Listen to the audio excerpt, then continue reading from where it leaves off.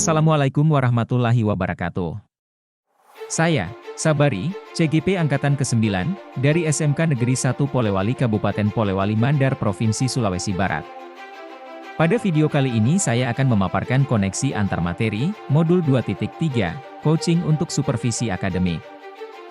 Tujuan pembelajaran khusus. CGP menyimpulkan dan menjelaskan keterkaitan materi yang diperoleh dan membuat refleksi berdasarkan pemahaman yang dibangun selama modul 2 dalam berbagai media. Rubrik ini mengukur 3 aspek yang terdiri dari pemikiran reflektif terkait pengalaman belajar, analisis untuk implementasi dalam konteks CGP, dan membuat keterhubungan. Berikut ini adalah refleksi materi pembelajaran modul 2.3. Coaching adalah sebuah proses kolaborasi yang berfokus pada solusi, berorientasi pada hasil dan sistematis, di mana coach memfasilitasi peningkatan atas performa kerja, pengalaman hidup, pembelajaran diri, dan pertumbuhan pribadi dari coachee. Selanjutnya paradigma berpikir coaching terdiri dari fokus pada coachee yang akan dikembangkan, bersikap terbuka dan ingin tahu, memiliki kesadaran diri yang kuat, dan mampu melihat peluang baru di dan masa depan. Prinsip coaching. Yang pertama, kemitraan. Dalam coaching, posisi coach setelah coachee adalah mitra, itu berarti setara, tidak ada yang lebih tinggi maupun lebih rendah. Yang kedua, proses kreatif. Proses kreatif ini dilakukan melalui percakapan yang dua arah, memicu proses berpikir coachee, memetakan dan menggali situasi coachee untuk menghasilkan ide-ide baru. Dan yang ketiga, memaksimalkan potensi.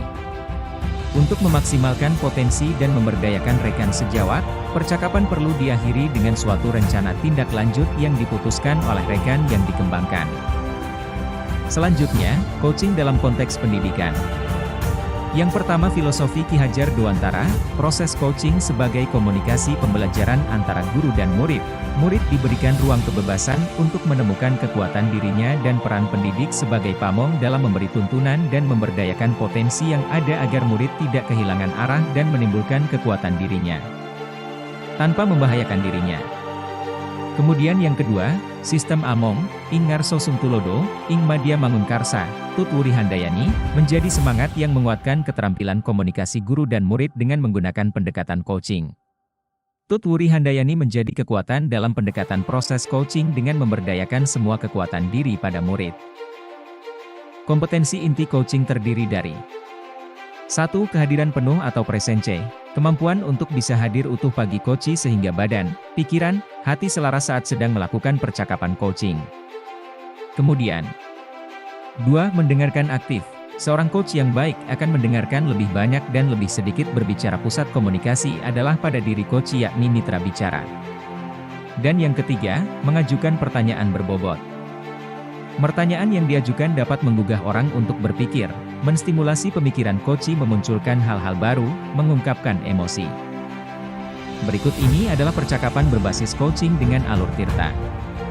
Percakapan untuk perencanaan, percakapan untuk pemecahan masalah, percakapan untuk berefleksi, dan percakapan untuk kalibrasi. T. Atau tujuan umum.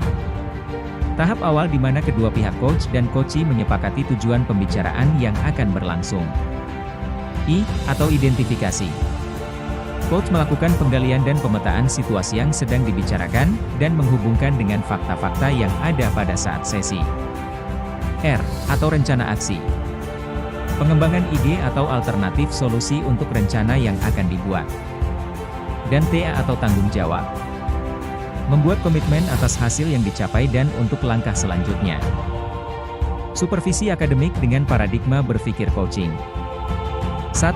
Supervisi akademik perlu dimaknai secara positif sebagai kegiatan berkelanjutan yang meningkatkan kompetensi guru sebagai pemimpin pembelajaran dalam mencapai tujuan pembelajaran, yakni pembelajaran yang berpihak pada murid. 2. Beberapa prinsip-prinsip supervisi akademik dengan paradigma berpikir coaching meliputi kemitraan konstruktif, terencana, reflektif, berkesinambungan, dan komprehensif. 3. Siklus dalam supervisi klinis pada umumnya meliputi 3 tahap, yaitu pra-observasi, observasi, dan pasca-observasi. Pengalaman reflektif terkait pengalaman belajar. 1. Emosi yang dirasakan. Tergugah untuk lebih giat belajar mendapatkan pemahaman yang baik tentang coaching untuk supervisi akademik, tertantang untuk memperbanyak praktik coaching dengan murid dan rekan guru agar mendapatkan keterampilan yang baik sehingga kedepannya bisa melakukan coaching untuk supervisi akademik. 2. Yang sudah baik dan yang perlu diperbaiki. Mendapatkan pemahaman materi coaching dan sudah dipraktekkan, yang perlu diperbaiki terkait dengan kompetensi menjadi coach yang baik terutama untuk mengajukan pertanyaan berbobot kepada coach. 3. Implikasi terhadap kompetensi diri. Menambah dan mengoptimalkan kekuatan diri sebagai seorang pendidik dan juga orang tua yang dapat menjadi seorang coach bagi orang-orang di sekitar. Selanjutnya, refleksi analisis untuk implementasi dalam konteks CGP. Analisis terkait topik modul 2.3. Bagaimana penerapan coaching untuk supervisi akademik? Melalui supervisi akademik, kegiatan pemberdayaan dan pengembangan kompetensi diri dalam rangka peningkatan performa mengajar dan mencapai tujuan pembelajaran, coaching dibutuhkan peningkatan motivasi atau komitmen diri seorang guru. Kualitas pembelajaran meningkat seiring meningkatnya motivasi kerja para guru.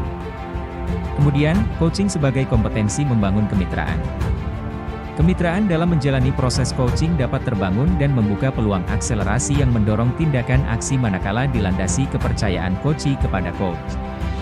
Dalam prosesnya kita tidak perlu memandang kesenjangan jabatan karena dalam supervisi akademik jadi proses kolaborasi antara supervisor dan guru. Apa tantangan implementasi coaching di sekolah? Seringkali supervisi akademik dilihat sebagai sebuah proses yang bersifat satu arah. Apalagi jika supervisi akademik ini hanya terjadi 1 tahun sekali menjelang akhir tahun pelajaran, supervisi menjadi sebuah tagihan atau kewajiban para pemimpin di sekolah, dalam tanggung jawabnya mengevaluasi para tenaga pendidik. Kemudian, bagaimana alternatif solusi untuk tantangan yang ada? Pada proses coaching seorang coach lebih menekankan menjadi seorang pendengar aktif dengan sedikit mendominasi pembicaraan, seorang coach hanya melontarkan beberapa pertanyaan yang merangsang ide melalui jawaban dari seorang coach. Dibutuhkan sebuah berkomunikasi yang lebih untuk melakukan coaching, sebab dalam coaching lebih menekankan temuan komitmen untuk menyelesaikan masalah, sehingga pada masa depan dapat lebih baik. Selanjutnya, refleksi koneksi antar materi. Modul 2.3, Coaching untuk Supervisi Akademik dengan Modul 2.1, Pembelajaran Berdiferensiasi. Dalam pembelajaran berdiferensiasi, diadakan pemetaan dengan 3 cara, yaitu minat siswa, kebutuhan belajar siswa, dan profil belajar siswa. Pemetaan ini digunakan seorang coach sebagai data dalam proses coaching sehingga murid mampu mengoptimalkan potensi yang ada dalam dirinya untuk menemukan solusi terbaik. Modul 2.3, Coaching untuk Supervisi Akademik dengan Modul 2.2, Pembelajaran Sosial dan Emosional. Ada beberapa hal yang harus dipahami dalam kompetensi sosial dan emosional atau KSE, yaitu kesadaran diri, pengelolaan diri, kesadaran sosial, keterampilan berelasi dan pengambilan keputusan yang bertanggung jawab. KSE digunakan seorang pendidik sebagai coach dalam proses coaching terhadap coach agar terjadi pengendalian diri dan emosi untuk coach serta menimbulkan rasa empati dan rasa sosialisasi mengambil keputusan yang tepat. Peran sebagai seorang coach sekolah dan keterkaitannya dengan materi sebelumnya di paket modul 2 yaitu pembelajaran berdiferensiasi dan pembelajaran sosial dan emosional.